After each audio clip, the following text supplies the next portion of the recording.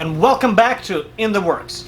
We're fresh back from Blade Show 2019, and our last mini videos of In the Works were just us getting ready for that show. But now that we're back, it was just a week ago, we want to do a little recap of things that happened then, what we're planning in the near future, and then we're going to actually make some stuff at the end of this video.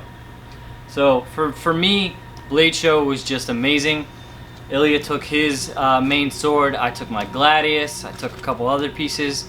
But how we paid for the trip was actually Ilya and I both making a whole lot of bladesmithing hammers. And we sold every single hammer we took. How many did we take? We took 15 hammers because I stopped making them as soon as we ran out of the extra wood for the handles that I had. Yeah. And as soon as in my mind it's okay, this is about the right amount of money to pay for the trip. Yeah, so we sold all the hammers.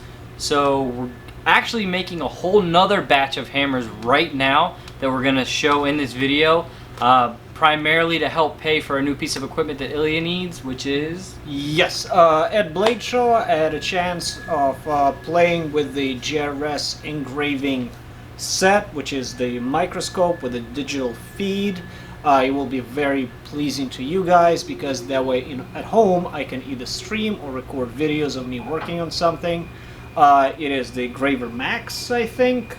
It's the whole stupid modern thing that allows you to do electrical engraving, which is pushes the air. It's like a mini power hammer or mini jackhammer that allows you to carve. And what I'll use it for is not so much my swords, but things like Western knives, belt buckles, watches, lighter cases, things more modern.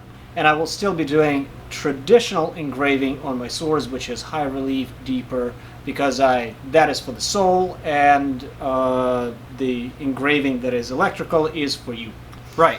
So not only did we sell all our hammers, and we're making more, and we're going to put them on our website, which is thatworks.shop, so you guys can purchase those hammers. You can also message us on Instagram, however you follow us, and purchase them that way. But I encourage you to go to thatworks.shop and check those out. And not only did we have hammers, we also took a whole lot of stabilized wood. Yes. Now, the stabilized wood I got is the local wood you get in Russia. I have a guy in Russia hand-picking, drying, stabilizing the wood, dyeing it. Of course, the couple steps. The steps are mixed up. But anyway, he produces the wood because that wood grows in very northern climate. The grain of the wood is very tight. It's beautiful. It's outstanding. It's very heavy, so it holds a polish very well. Matt used that piece of wood on the handle for his gladius. Once you polish it, it looks just like stone. Yeah, and I'm getting knife. More of it. Yeah, my little knife with the spiral handle had a piece of that as well. Here at Baldwin Rifle Sword, we make a lot of wood handles these days, and we've gone through so many different suppliers of stabilized wood. And the reason we use stabilized, and everybody, I encourage you to use stabilized, especially us, is we ship to different climates. So just the moisture in the air can cause a wood handle to crack, and if you make a nice piece and have your handle crack in shipping, that's a major bummer. So we definitely don't like to remake handles here. That's a whole lot of wasted time. So investing in the best and really spending a couple years figuring out where the best supply is now your benefit. You guys can now go to thatworks.shop as well and purchase some wood handles from us. We're getting Not ready. handles, wood. The blocks. The handle blanks. The handle blanks. Those will be available in about a month when the new package comes to me. Yeah. Matt will take them, photograph them nicely, number them, so you just like want this. And whatever you see is the only thing that's available, because it's a pain in the ass having a constant Silk Road going. So. Yeah. But those not only are they the best stabilized handles, and as he said, the growth is different, but just being able to have something, there's so many knife makers out there, and everybody's using the same woods, the same patterns. To have something from Europe here in the States, pretty awesome. Something really sets your knife handle out apart from everybody else's. And one thing I want to encourage you guys is, even if you're not a knife maker, if you're looking to have another maker make you a knife, go ahead and buy a piece of wood. It's cheap. We could be selling it for a lot of money. We're not making barely anything on it, but we just want to put good quality material out there for you guys, and you can go have another knife maker make you a handle, or buy it from us and then say, hey, make me a knife, because we would do that for you as well. Now let's get back to Blade Show. Some of the things that always stand out for us. This is only our second year attending, our first year that we actually displayed something, but we made friends with a guy named Franco of Franco Knives. He's a great dude. The best. Last year he's the best.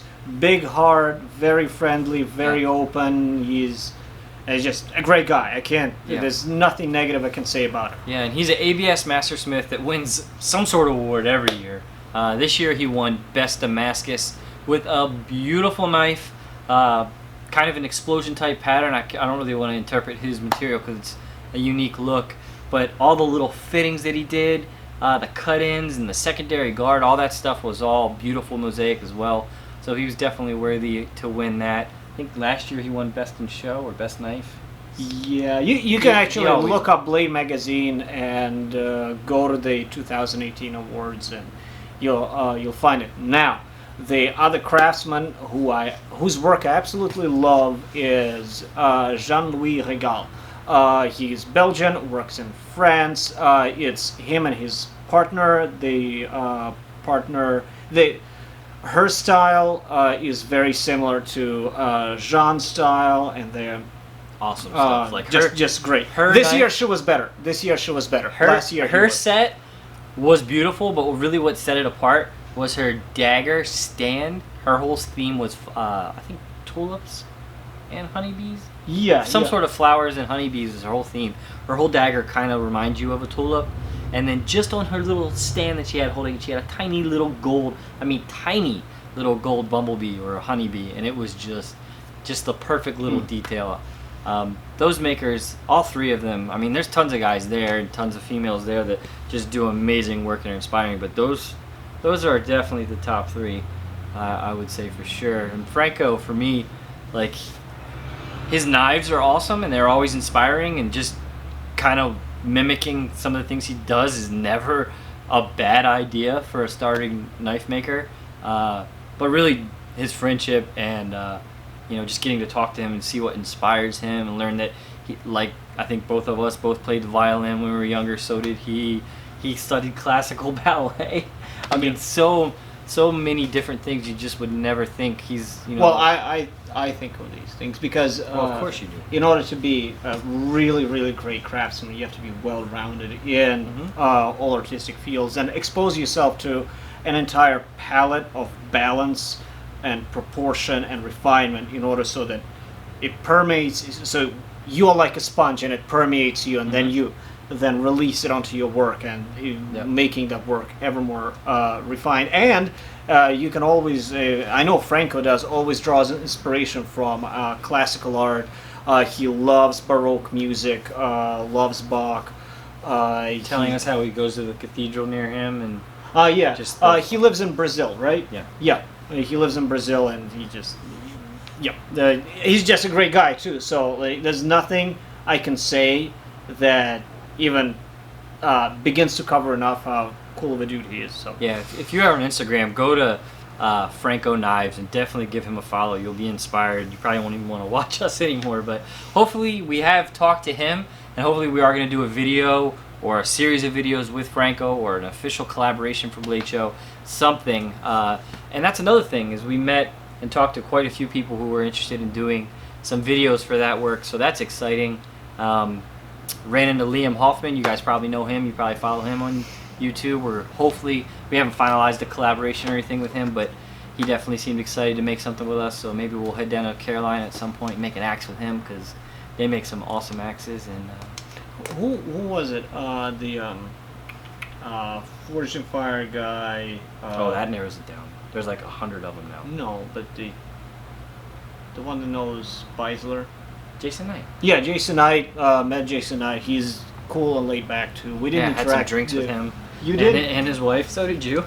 I don't remember. What I was doing, They were good drinks. In exchange for a shot, I was telling dirty jokes. And, that was great. Truly great. And we also ran into Will Stelter right after closing on Saturday. We ran into Will Stelter. and he was very quick to show us his kitchen knife that he just recently made on Alekseyev's channel. That was a whole lot nicer in person. Yeah. I mean, not to say it looked bad on the video, but in person, that was a nice knife. It was a great knife. It was right on. In fact, speaking of things that are amazing in person, Kyle Royer's sword in person has the presence that cannot be conveyed via photographs or camera. Just in person, it has it. I'm sure you guys are familiar with Kyle now. Kyle's going to be doing some videos with us, and you're going to get to very soon see how he made the sword that we saw in person. Let me tell you, his brother is an amazing photographer, and you see all the pictures of that mosaic sword on Instagram. It's pretty Instagram famous at this point. And amazing photographs, but let me tell you, that sword in person has much bigger presence than any photograph. The chatoyance in the pattern is just beautiful. It just glistens the whole time. It caught my eye from Blade Show is huge and caught our eye way far away. Not to mention, Kyle is a big dude. He is a big guy. I did not expect that. Just approaching the sword, and then there he was like, hey Mr. Royer, how you doing? But anyway. Yeah. Oh, the Tanner came with us. Tanner Saslow, who you just saw on a previous Man at Arms episode. Indeed. That's a funny thing that happened on the way to the forum. What happened is the Army channel released one of the videos that was left over from last August that we filmed, and there's one more left. So that was kind of a surprise. I mean, Carrie's in talks with them to try to make more episodes, but nothing's finalized yet. But they did have those 2 episodes. So one's released, I think Carrie said, in 3 more weeks. I don't know. The next one's going to be released. I was working on and those are ones we filmed almost a year ago. So having that come out this week was it was kind of weird. I was waiting so long to see it, and then there it was. So that was the Castlevania build. If you haven't checked that out, go on over to Almi and give that a look. That was one of my favorite swords we made in the recent history, just because it was exactly what it was supposed to be. Yeah, and that doesn't always happen. That's true. And a lot of times on Man at Arms, we're so limited by time. It's a real shame how rushed we are. We don't get to give everything the attention it needs, but I feel like that one we nailed. Yep. And anyway, Tanner. Tanner, being a fairly shy individual, tried to stay and hide from the crowds behind our table, and I constantly was kicking him out. Yeah. And on the last day, I just grabbed him by the scruff, took him to the big hall where all the crowds are, because I pre-selected 2 tables that he absolutely needed to see and talk to the craftsmen. One of them was a delegation of Japanese knife makers. Now,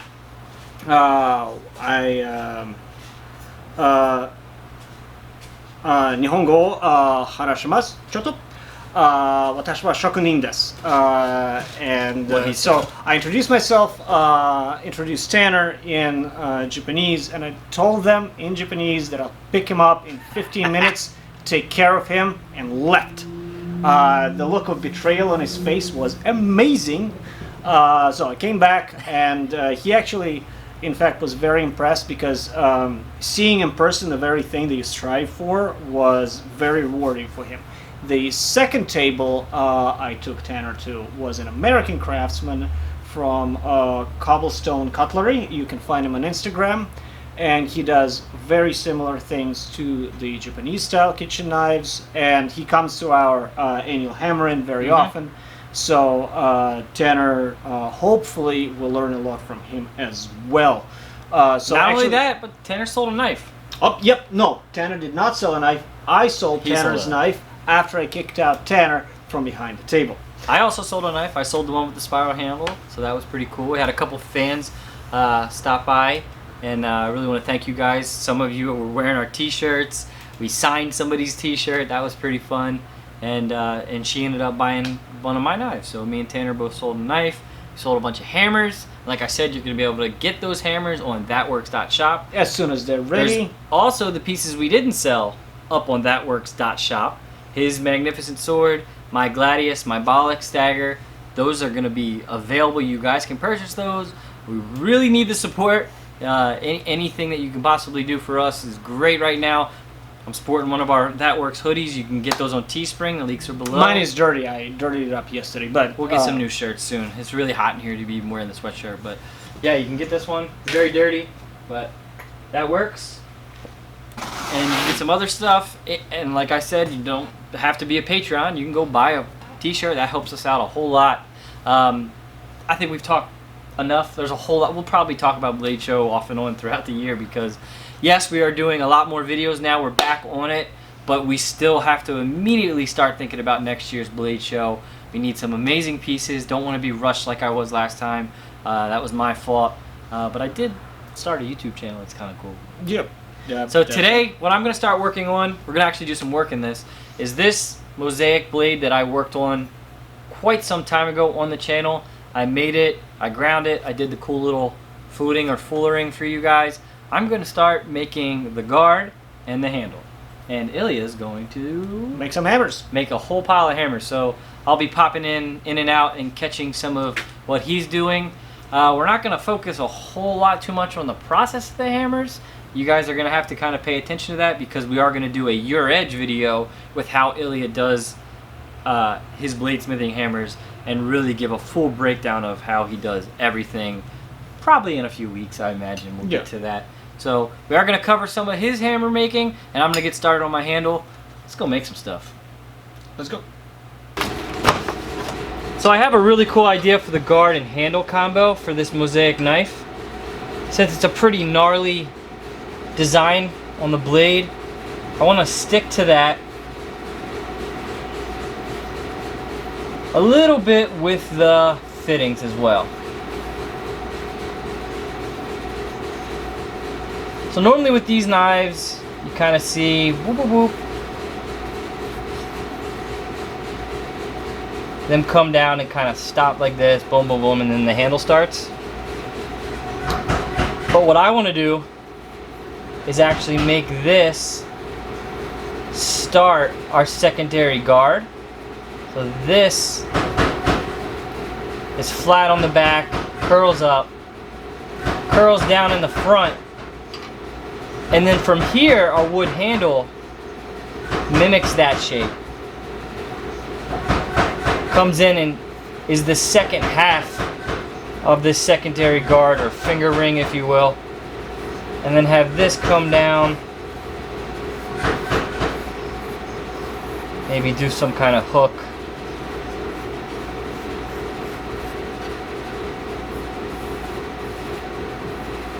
Have the back of it maybe droop a little, kind of like that.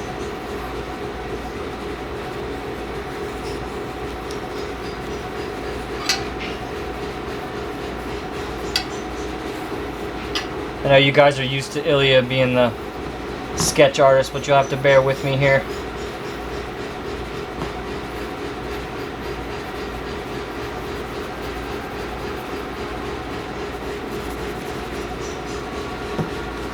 So basically,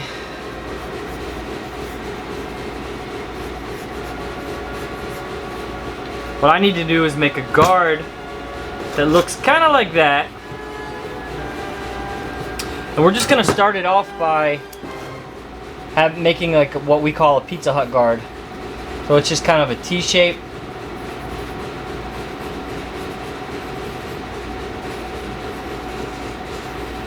Right? Boom, boom, boom. Put my slot through it. And then I'll start grinding curves into here. Boom, boom, boom. Boom, boom, boom. And then I'll have to forge the points up and forge the points down to get my curves. And then I'll have to grind a scoop into here, leaving this one kind of flat on the back, and then we'll move on to the wood handle. Should be pretty cool. The blade definitely lends itself to a little bit non-traditional but gnarly handle. I think that'll do it. So I'm going to use a piece of mild steel, free machining mild steel basically, for the guard.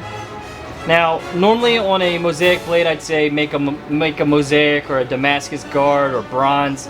But in this case, mild steel is going to work just fine because I'm going to darken it.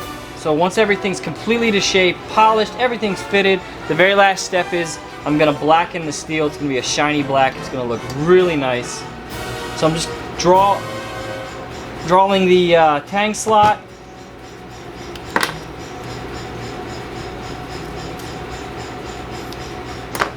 I'm going to use some dial calipers just to check the thickness of our tang. The thickness comes in just under 1/4 inch. So I'll use a 7/32 cutter since we're just under 1/4 inch on the thickness of our tang. I'll use a 7/32 and then after that I'll use a file to really get it to its final shape. So if it's nice and snug, we don't want any gapping up here. So if I over slot it at 1/4, there's a chance you'll see some gaps. So I'll underslot it, file it to shape, and we'll be good to go. Let's go to the vertical mill.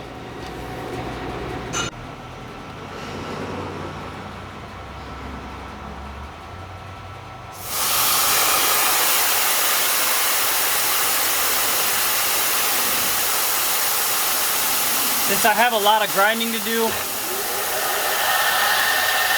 I don't have to be real precise with my center here because I can always grind it back to the center. Just gonna eyeball it and get it real close. Perfect.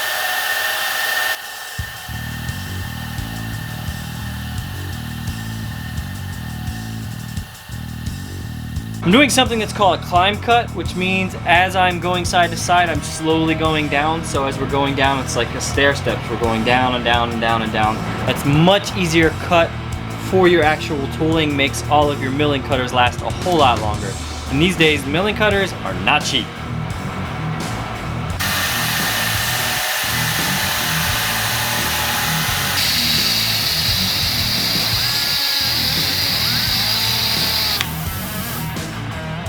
Alright, with the first slot now done, I'm going to flip it over, do the other side since I don't have a very deep cutter. Normally you'd want to do all of it from one side so your slot's nice and true. But I've done it this way a lot of times, so it'll be just fine.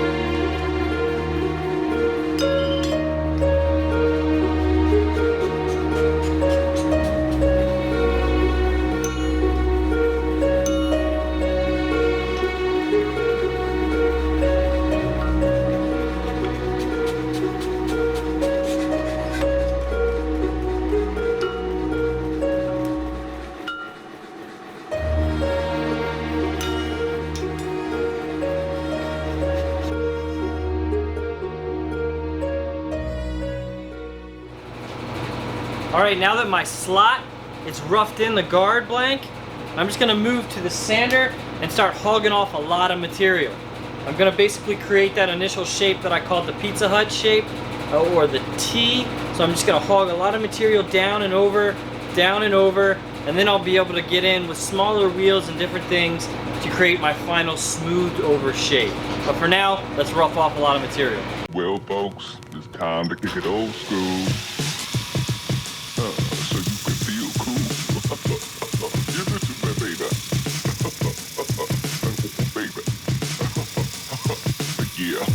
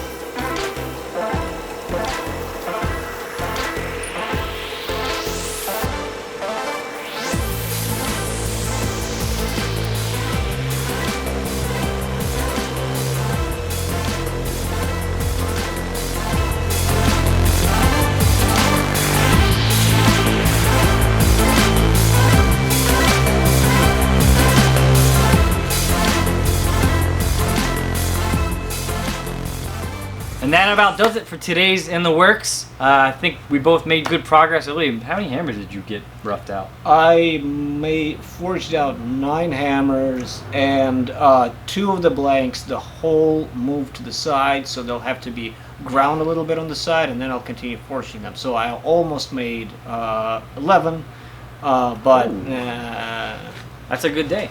that's a pretty good day. I don't feel like I made that much progress. I just rough ground my my hammer. I just rough ground my knife guard. I did get it slotted, and I got it drawn out, so I at least have a plan. I usually don't even sketch my stuff at all, but Ilya's been a good influence on me, and that is definitely something that's necessary. If you're going for the top, you have to stop cutting corners. You do. So I planned that out.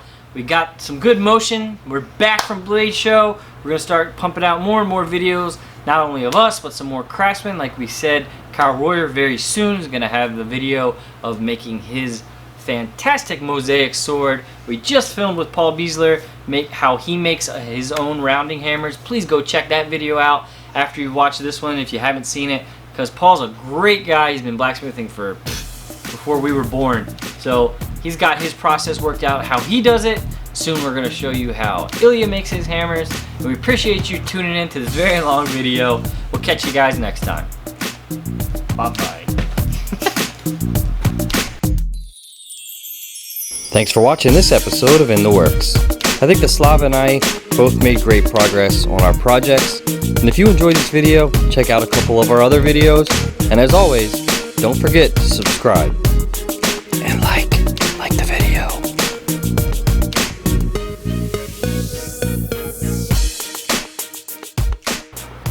And one more thing. Besides some Castlevania news, we continue the work on Fela Grimm's Falcon. So all we have to do is set up the tank. Wait a minute. It's Scalagrim's Falagrim. Those two things are the same. Or Scalagrim's Scalshin. Anyway, all we have to do is make the pommel, set up the tank to receive the handle, make the handle, and it's boom, boom, boom, done. Yeah, I spent basically all day yesterday fixing up the termination of the fullers, getting things repolished because it has sat for a while. It's now ready basically for the next step. So part 5 are we on? Part 6? I don't Whatever. know. Next part of the Scalagrim Falcon build. Scalshin. Will be coming up really soon. Yeah. For those of you that were starting your conspiracy theories that the blade had cracked or something, nope, here it is. We're gonna finish it real soon. Who's best?